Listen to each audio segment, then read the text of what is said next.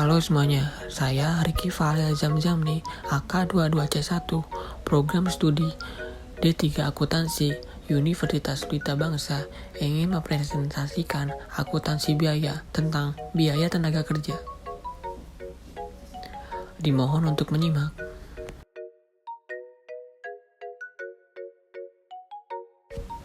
Apa itu biaya tenaga kerja? Tenaga kerja merupakan usaha fisik atau mental yang dikeluarkan karyawan untuk mengolah produk.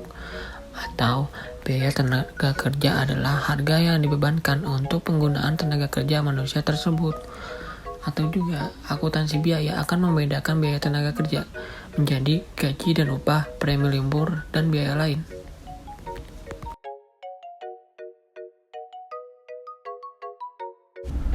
Penggolongan biaya dan kegiatan tenaga kerja. Dalam perusahaan manufaktur, penggolongan kegiatan tenaga kerja adalah nomor 1, menurut fungsi pokok dalam organisasi perusahaan. Nomor 2, menurut kegiatan departemen dalam perusahaan.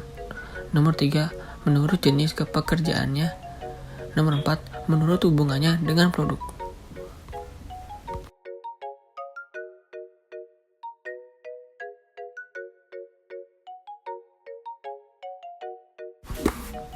Akuntansi biaya tenaga kerja. Pada umumnya, biaya tenaga kerja dapat dibagi ke dalam 3 golongan besar, yaitu 1. Gaji dan upah reguler, yaitu jumlah gaji dan upah bruto, dikurangi dengan potongan-potongan seperti pajak penghasilan, karyawan, dan biaya asuransi hari tua. Premi lembur nomor 2. Nomor 3, biaya-biaya yang berhubungan dengan tenaga kerja.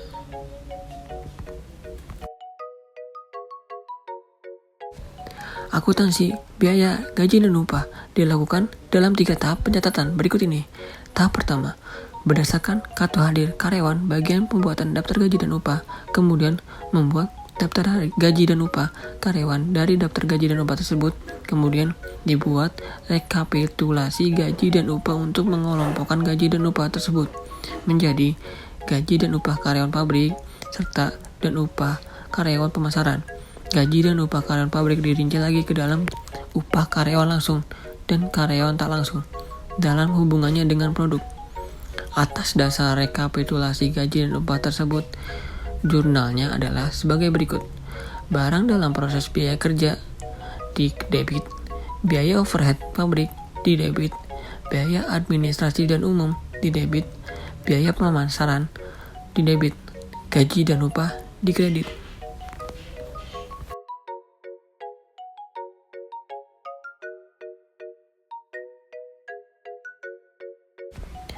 Tahap kedua, atas dasar daftar gaji dan upah tersebut, bagian keuangan membuat bukti kas keluar dan cek untuk pengambilan uang dari bank atas dasar bukti kas keluar tersebut.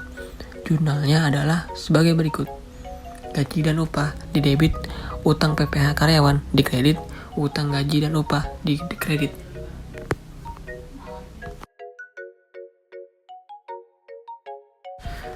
Untuk tahap ketiga, setelah cek diuangkan di bank, uang gaji dan upah kemudian dimasukkan ke dalam amplop gaji dan upah tiap karyawan. Uang gaji dan upah karyawan kemudian dibayarkan oleh juru bayar kepada tiap karyawan yang berhak.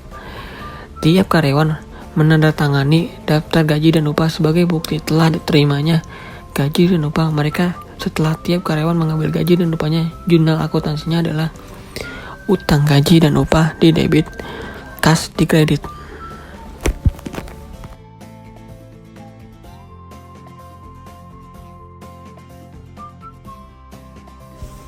Menurut sebuah studi, dibutuhkan waktu 5 menit untuk menghasilkan satuan produk.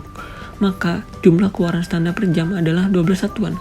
Jika upah pokok sebesar 600 per jam, maka tarif upah per satuan adalah 50. Untuk karyawan yang tidak dapat menghasilkan jumlah standar per jam, tetap dijamin mendapatkan upah 600 per jam. Tetapi, bila ia dapat menghasilkan 14 satuan per jam, ada kelebihan satuan dari jumlah satuan standar per jam. Maka upahnya dihitung sebagai berikut. Upah dasar per jam 600, insentif 2 kali 50, 600 bagi 12 satuan sama dengan 100. Upah yang diterima pekerja per jam adalah 700.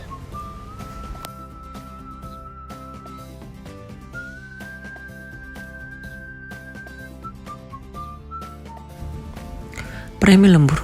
Premi lembur dapat ditambahkan pada upah tenaga kerja. Perlakuan ini dibenarkan bila pabrik telah bekerja pada kapasitas penuh dan pelanggan mau menerima beban tambahan karena lembur tersebut. Premi lembur dapat diperlakukan sebagai unsur biaya overhead pabrik atau dikeluarkan sama sekali dari harga pokok produk dan dianggap sebagai biaya periode atau periode expense.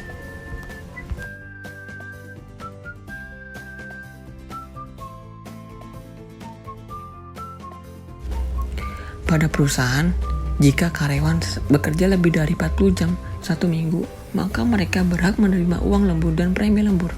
Misalnya, dalam satu minggu seorang karyawan bekerja selama 44 jam dengan tarif upah dalam jam kerja biasa maupun lembur 600 per jam.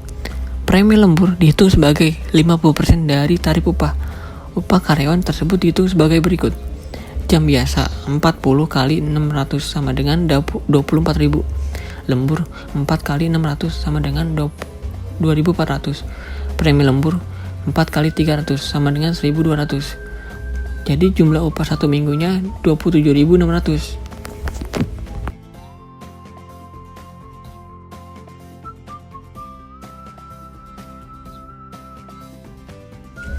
Biaya berhubungan tenaga kerja.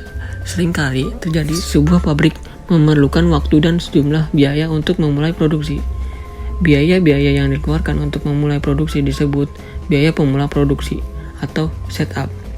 Biaya awal produksi diperlukan pada waktu pabrik atau proses mulai dijalankan atau dibuka kembali atau pada waktu produk baru diperkenalkan. Biaya awal produksi meliputi pengeluaran untuk pembuatan rancang bangunan, penyusunan mesin, dan peralatan latihan bagi karyawan dan kerugian yang timbul akibat belum adanya pengalaman.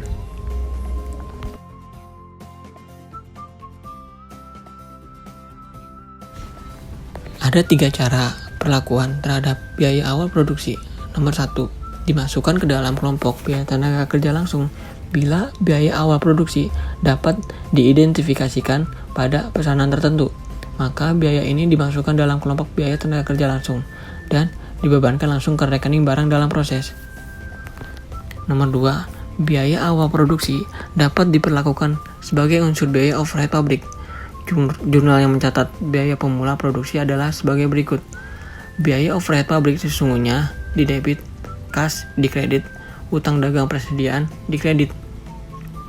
Dan untuk nomor 3, biaya awal produksi dapat dibebankan kepada pesanan tertentu. Maka kelompok biaya tersendiri yang terpisah dari bahan baku, biaya tenaga kerja langsung, dan biaya overhead.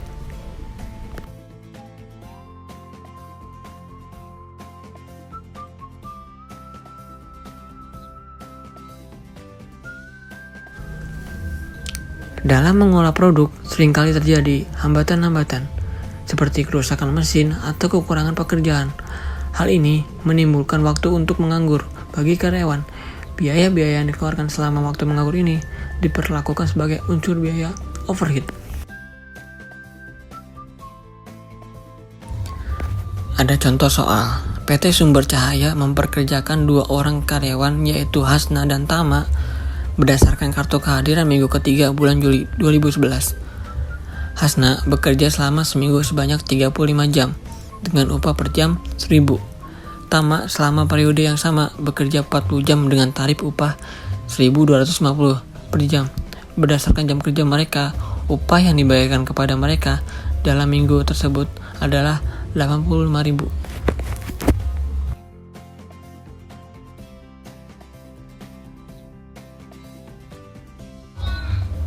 Menurut kartu jam kerja, penggunaan jam hadir masing-masing karyawan tersebut disajikan sebagai berikut.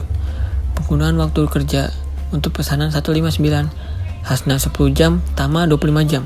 Untuk pesanan 065, Hasna 25 jam, Tama 10 jam. Untuk menunggu persiapan pekerjaan, Hasna 0 jam, Tama 5 jam.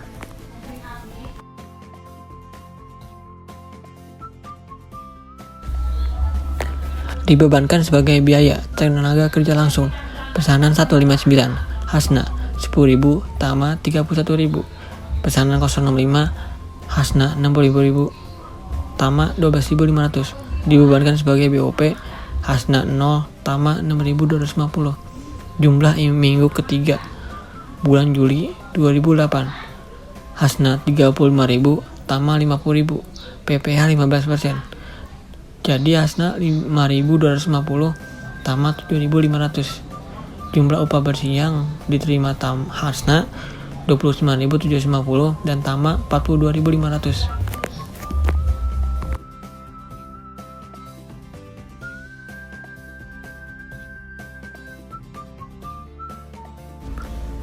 Mungkin itulah sedikit materi yang bisa saya sampaikan.